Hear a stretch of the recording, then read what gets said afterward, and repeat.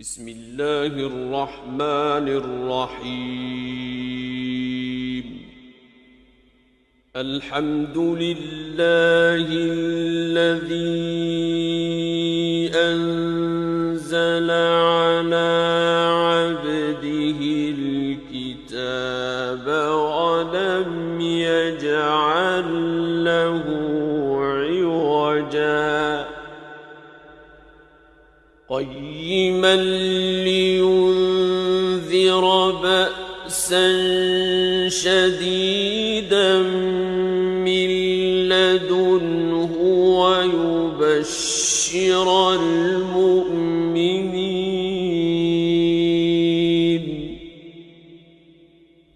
ويبشر المؤمنين الذين يعملون الصالحات أن لهم أجرا حسنا ماكثين فيه أبدا وينذر الذين قالوا اتخذ الله ولدا ما لهم به من علم ولا لآبائهم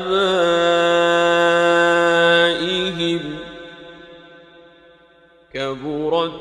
كلمة تخرج من أفواههم إن يقولون إلا كذبا فلعلك باخع نفسك على آثارهم إن لم يؤمنوا بهذا الحديث أسفا إنا جعلنا ما على الأرض زينة لها لنبلوهم أيهم أحسن عملا وإنا لجاعلون ما عليها صعيدا جرزا أم حسبت أن أصحاب الكهف والرقيم كانوا من آياتنا عجبا إذ أوى الفتية إلى الكهف فقالوا ربنا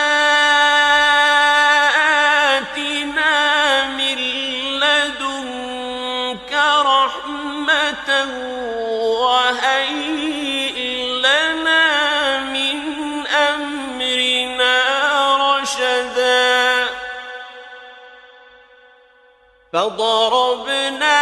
على آذانهم في الكهف سنين عددا ثم بعثناهم لنعلم أي الحزبين أحصى لما لبثوا أمدا نحن نقص عليك نبأهم بالحق إنهم فتية آمنوا بربهم وزدناهم هدى وربطنا على قلوبهم إذ قاموا فقالوا ربنا رب السماوات والأرض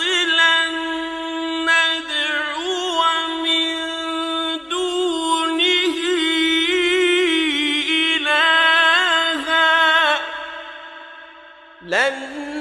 ندعو من دونه إلها لقد قلنا إذا شططا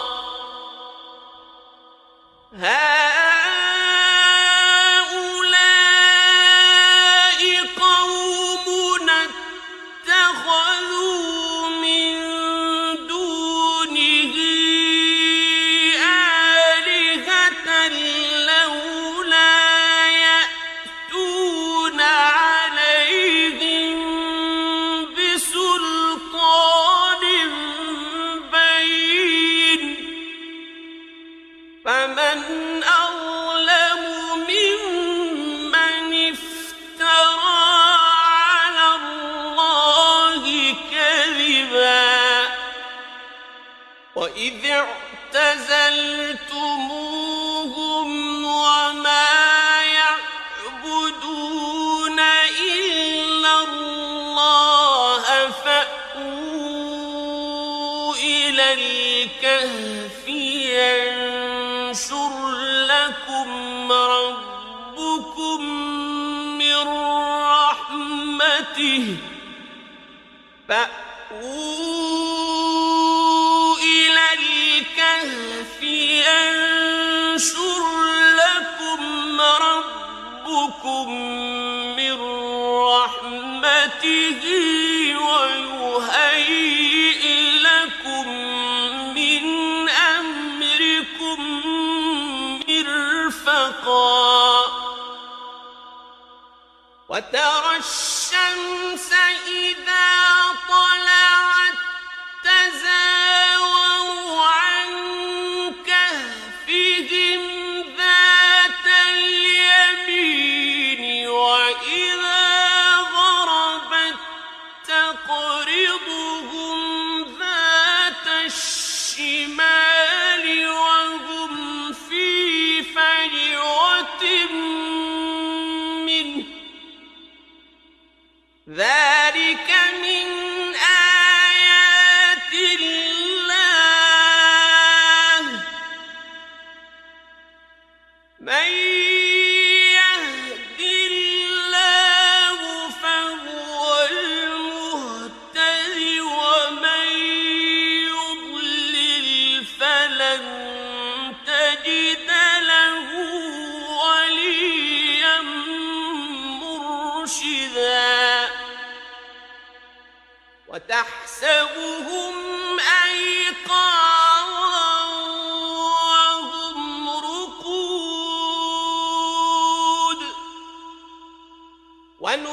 ونقلبهم ذات اليمين وذات الشمال وكلبهم باسط ذراعيه بالوصيد لو اطلعت عليهم لوليت منهم فرارا ولملئت منهم رعبا وكذلك بعثناهم ليتساءلوا بينهم قال قائل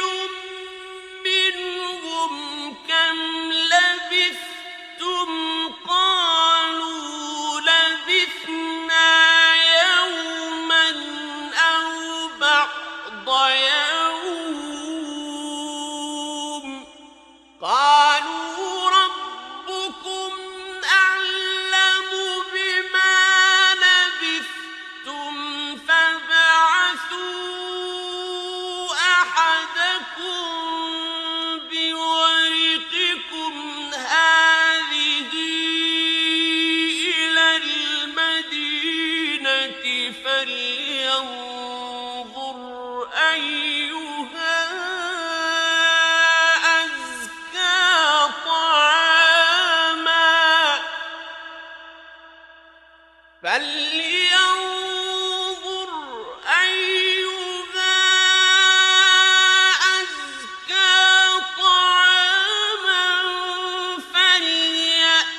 فليأتكم برزق منه وليتلطف ولا يشعرن بكم أحدا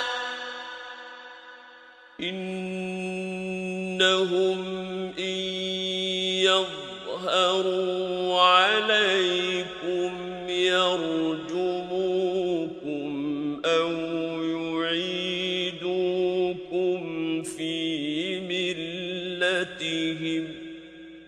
يرجموكم أو يعيدوكم في ملتهم ولن تفلحوا إذا أبدا وكذلك أعثرنا عليهم ليعلموا أن وعد الله حق وأن الساعة لا ريب فيها إذ يتنازعون بينهم أمرهم فقالوا ابنوا عليهم بنيانا ربهم أعلم بهم قال الذين غلبوا على أمرهم لنتخذن عليهم مسجدا سيقولون ثلاثة رابعهم كلبهم ويقولون خمسة سادسهم كلبهم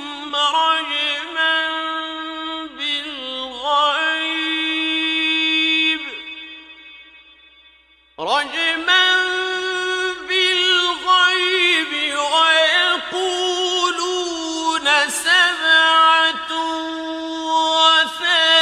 وثامنهم كلبهم قل ربي أعلم بعدتهم ما يعلمهم إلا قليل فلا تمار فيهم إلا مراء ظاهرا ولا تستفت فيهم منهم أحدا ولا تقولن لشيء إني فاعل ذلك غدا إلا أن يشاء الله واذكر ربك إذا نسيت وقل عسى أن يهديني ربي لأقرب من هذا رشدا ولبثوا في كهفهم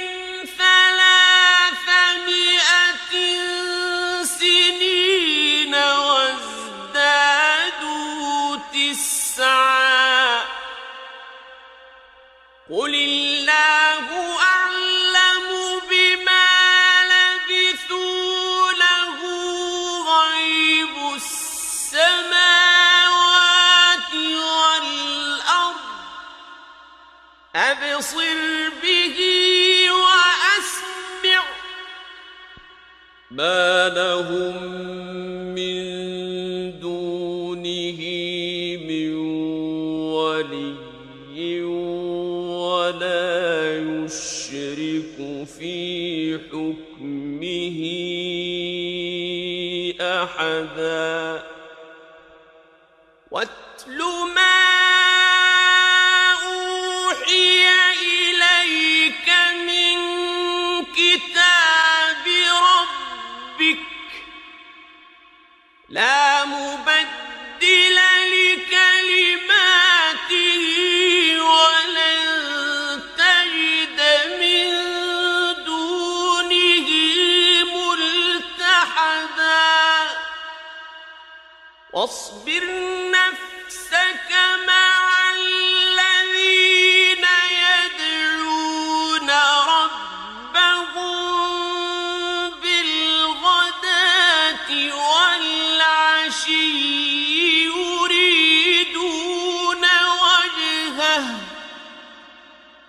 ولا تعد عيناك عنهم تريد زينة الحياة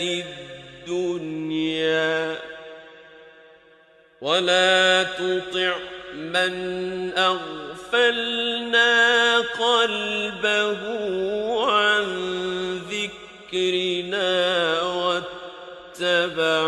هواه وكان أمره فرطا وقل الحق من ربكم فمن شاء فليؤمن ومن شاء فليكفر إنا أعتدنا للظالمين نارا أحاط بهم سرادقها وإن يستغيثوا يغاثوا بماء كالمهل يشوي الوجوه بئس الشراب وساءت مرتفقا إن الذين آمنوا وعملوا الصالحات إنا لا نضيع أجر من أحسن عملا أولئك لهم جنات عدن تجري من تحتهم الأنهار يحلون فيها من أساور من ذهب يحلون فيها من أساور من ذهب ويلبسون ثيابا خضرا من سندس وإستبرق ويلبسون ثيابا خضرا من سندس واستبرق متكئين فيها على الأرائك نعم الثواب وحسنت مرتفقا واضرب لهم مثلا رجلين جعلنا لأحدهما جنتين من أعناب وحففناهما بنخل وجعلنا بينهما زرعا كلتا الجنتين آتت أكلها ولم تظلم منه شيئا وفجرنا خلالهما نهرا وكان له ثمر فقال لصاحبه وهو يحاوره أنا أكثر منك مالا وأعز نفرا ودخل جنته وهو ظالم لنفسه قال ما أظن أن تبيد هذه أبدا وما أظن الساعة قائمة ولئن رددت إلى ربي لأجدن خيرا منها منقلبا قال له صاحبه وهو يحاوره أكفرت بالذي خلقك من تراب ثم من نطفة ثم سواك رجلا لكن هو الله ربي ولا أشرك بربي أحدا ولولا إذ دخلت جنتك قلت ما شاء الله لا قوة إلا بالله إن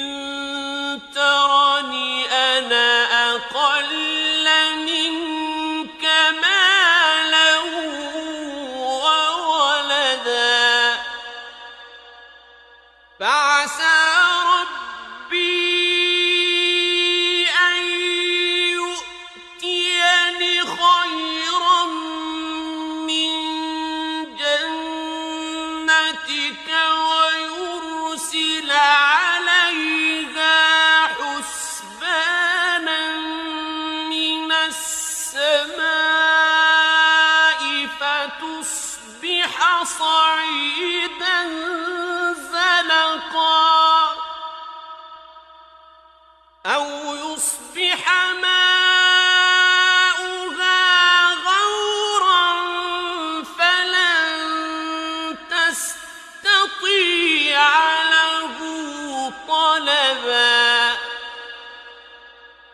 وأحيط بثمره فأصبح يقلب كفيه على ما أنفق فيها وهي خاوية على عروشها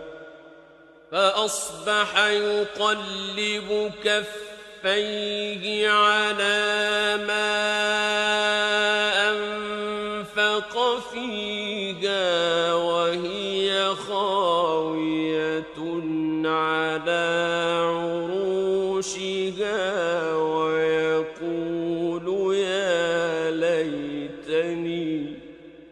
ويقول يا ليتني لم أشرك بربي أحدا ولم تكن له فئة ينصرونه من دون الله وما كان منتصرا هنالك الولاية لله الحق هو خير ثوابا وخير عقبا واضرب لهم مثل الحياة الدنيا كماء أنزلناه من السماء فاختلط به نبات الأرض فأصبح هشيما تذروه الرياح وكان الله على كل شيء مقتدرا المال والبنون زينة الحياة الدنيا والباقيات الصالحات خير عند ربك والباقيات الصالحات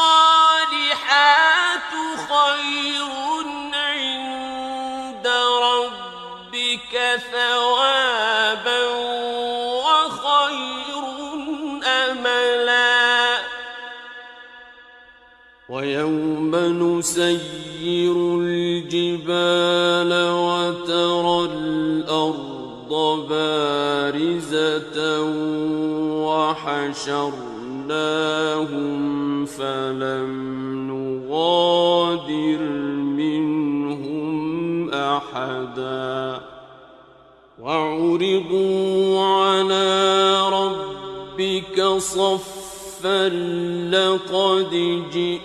جئتمونا كما خلقناكم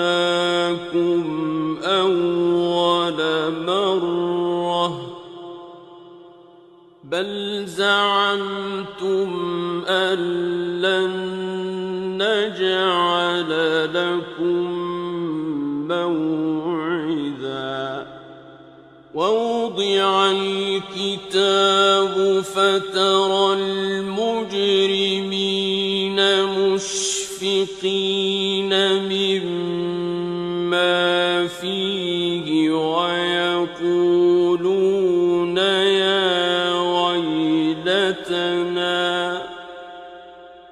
ويقولون يا ويلتنا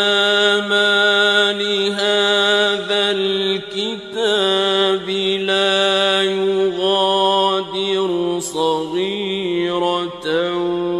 ولا كبيرة إلا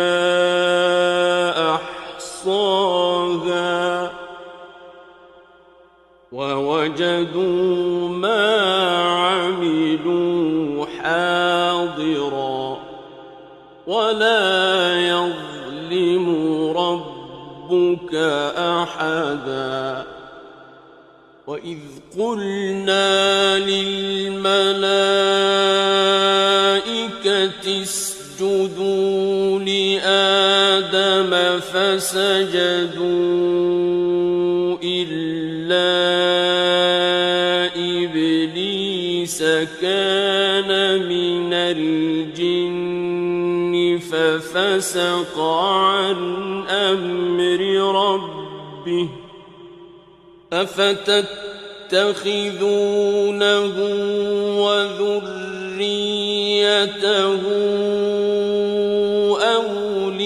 أولياء من دوني وهم لكم عدو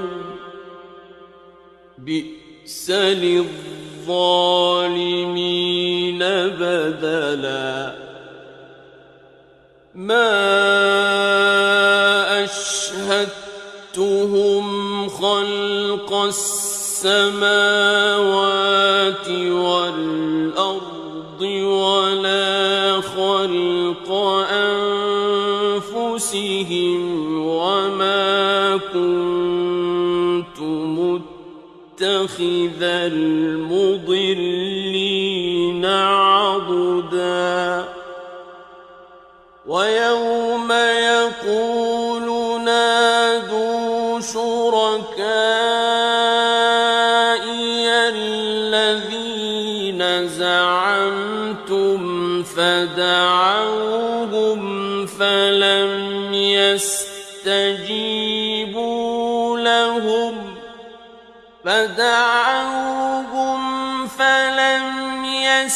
يستجيبوا لهم وجعلنا بينهم موبقا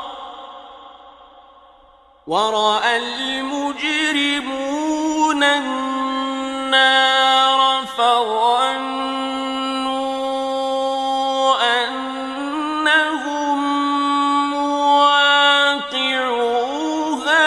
ولم يجدوا عنها مصرفا ولقد صرفنا في هذا القرآن للناس من كل مثل وكان الإنسان أكثر شيء جدلا وما منع الناس أن يؤمنوا إذ جاءهم الهدى ويستغفروا ربهم إلا أن تأتيهم سنة الأولين إلا أن تأتيهم سنة الأولين أو يأتيهم العذاب قبلا وما نرسل المرسلين إلا مبشرين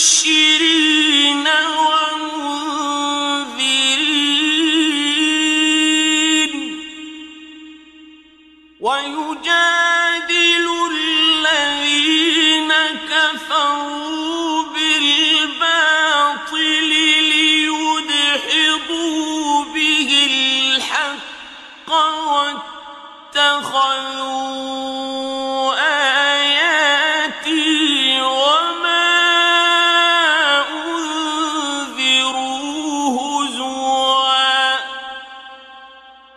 ومن أظلم ممن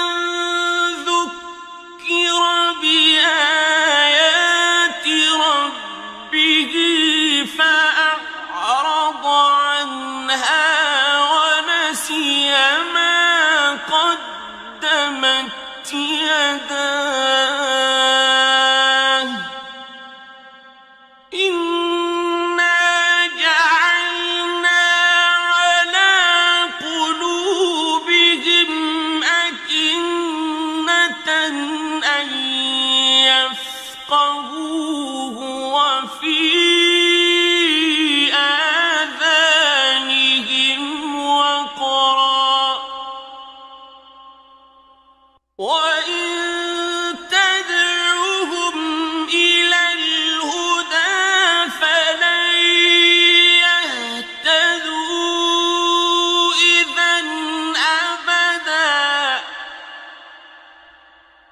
وربك الغفور ذو الرحمة لو يؤاخذهم بما كسبوا لعجل لهم العذاب بل لهم موعد لن يجدوا من دونه موئلا وتلك القرى أهلكناهم لما ظلموا وجعلنا لمهلكهم موعدا وإذ قال موسى لفتاه لا أبرح حتى أبلغ مجمع البحرين أو أمضي حقبا فلما بلغا مجمع بينهما نسيا حوتهما فاتخذ سبيله في البحر سربا فلما جاوزا قال لفتاه آتنا غداءنا لقد لقينا من سفرنا هذا نصبا قال أرأيت إذ أوينا إلى الصخرة فإني نسيت الحوت وما أنسانيه إلا الشيطان أن أذكره واتخذ سبيله في البحر عجبا قال ذلك ما كنا نبغ فارتدا على آثارهما قصصا فوجدا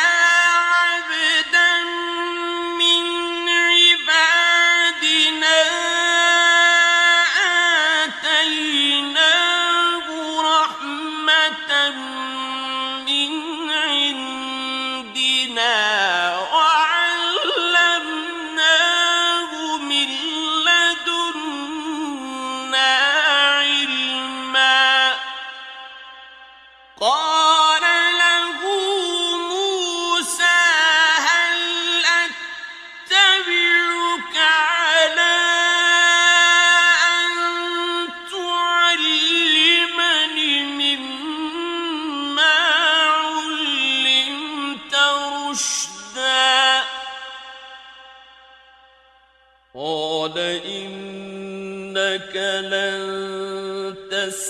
تستطيع معي صبرا وكيف تصبر على ما لم تحط به خبرا قال ستجدني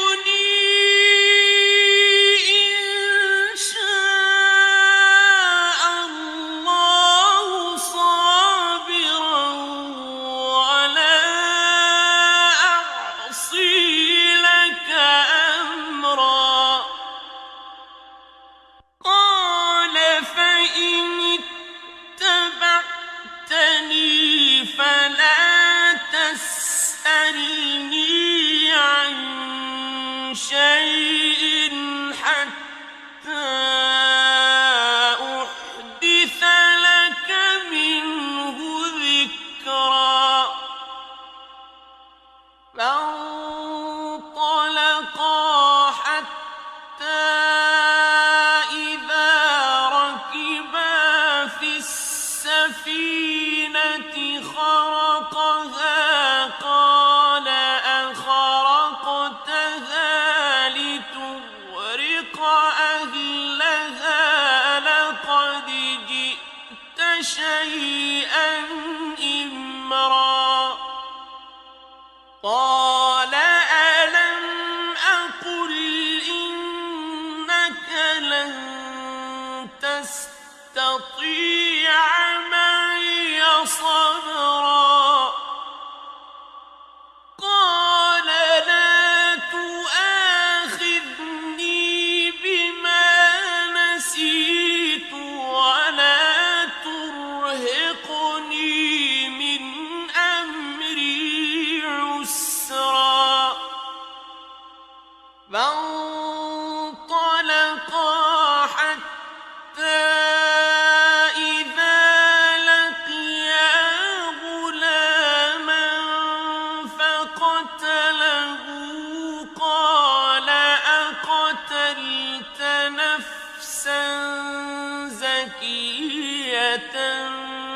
بغير نفس لقد جئت شيئا نكرا قال ألم أقل لك إنك لن تستطيع معي صبرا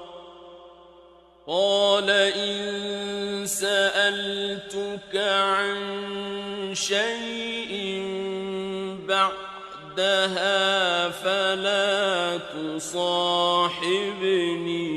قد بلغت من لدني عذرا فانطلقا حتى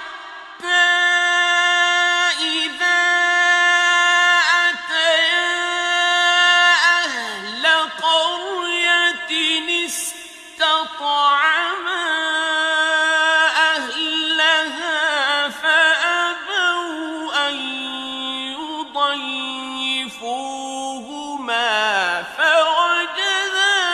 فيها جدارا يريد أن ينقض فأقامه قال لو شئت لاتخذت عليه أجرا قال هذا فراق بيني وبينك سأنبئك بتأويل ما لم تستطع عليه صبرا أما السفينة فكانت لمساكين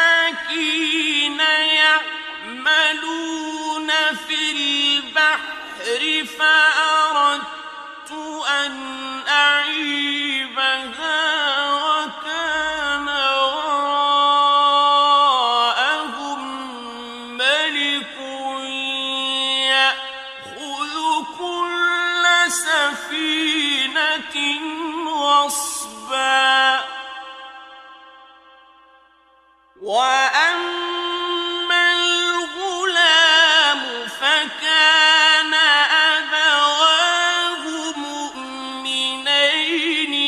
خشينا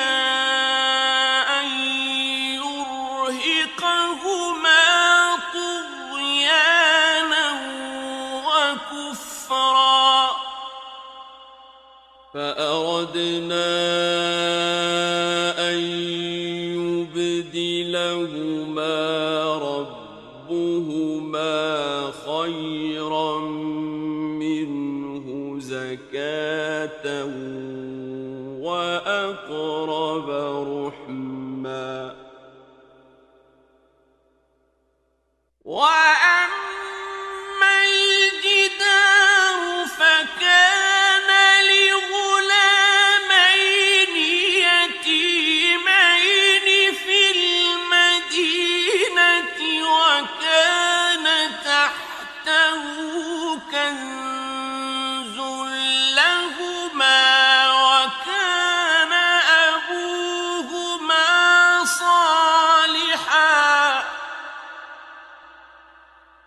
وكان أبوهما صالحا فأراد ربك أن يبلغا أشدهما ويستخرجا كنزهما رحمة من ربك وما فعلته عن أمري ذلك تأويل ما لم تسطع عليه صبرا ويسألونك عن ذي القرنين قل سأتلو عليكم منه ذكرا إنا مكنا له في الأرض وآتيناه من كل شيء سببا فأتبع سببا حتى إذا بلغ مغرب الشمس وجدها تغرب في عين حمئة ووجد عندها قوما قلنا يا ذا القرنين إما أن تعذب وإما أن تتخذ فيهم حسنا قال أما من ظلم فسوف نعذبه ثم يرد إلى ربه فيعذبه عذابا نكرا وأما من آمن وعمل صالحا فله جزاء الحسنى وسنقول له من أمرنا يسرا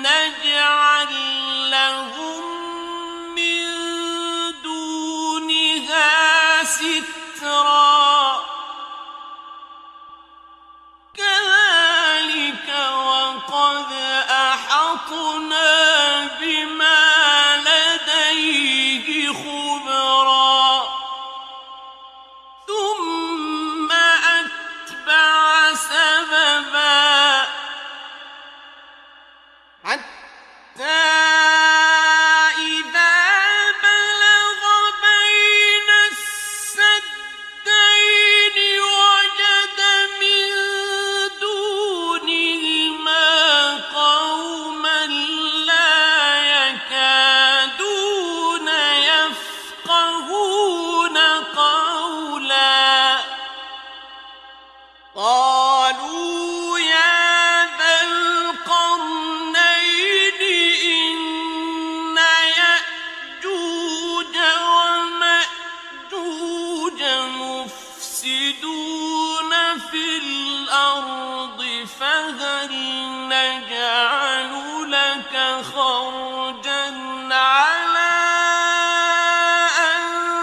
تجعل بيننا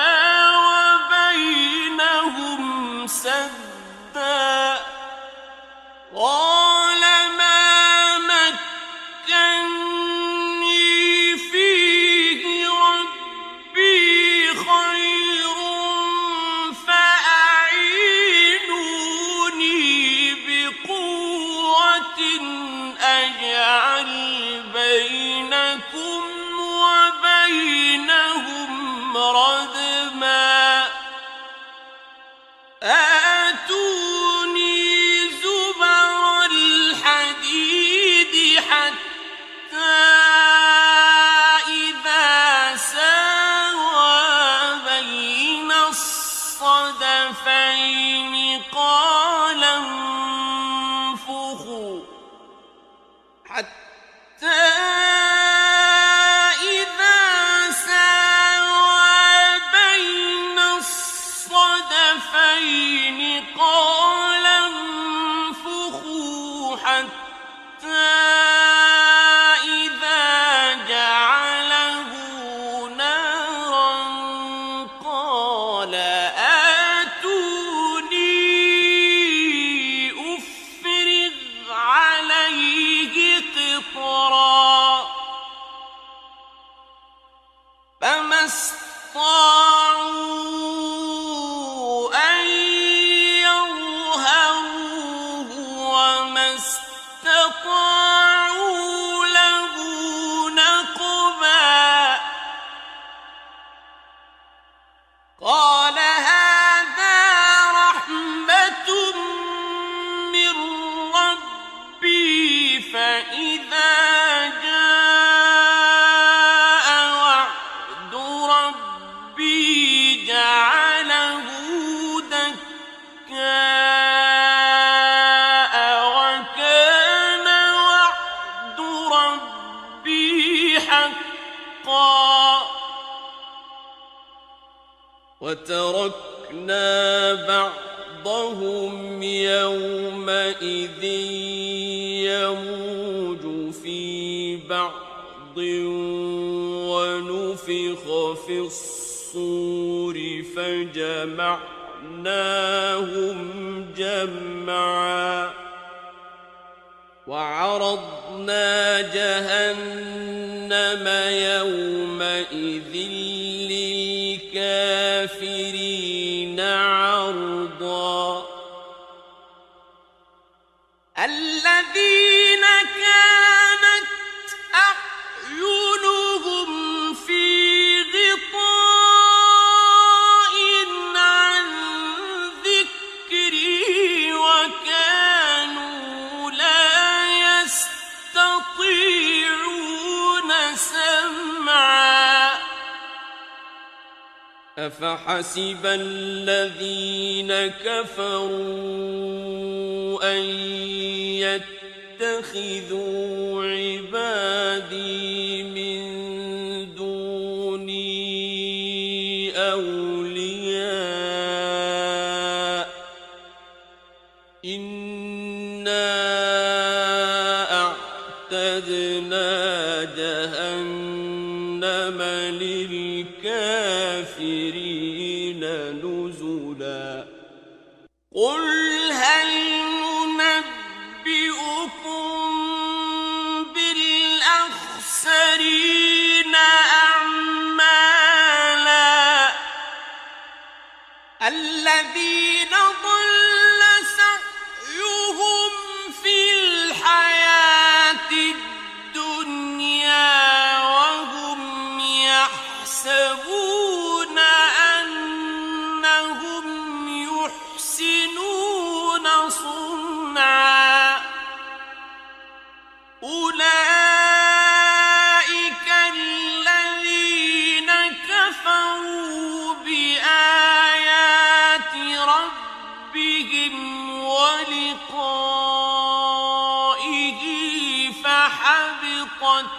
أعمالهم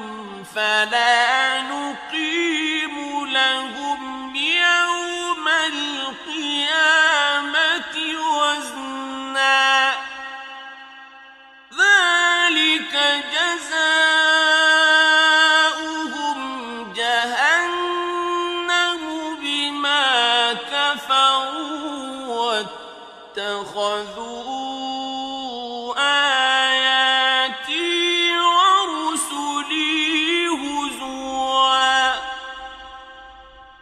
إن الذين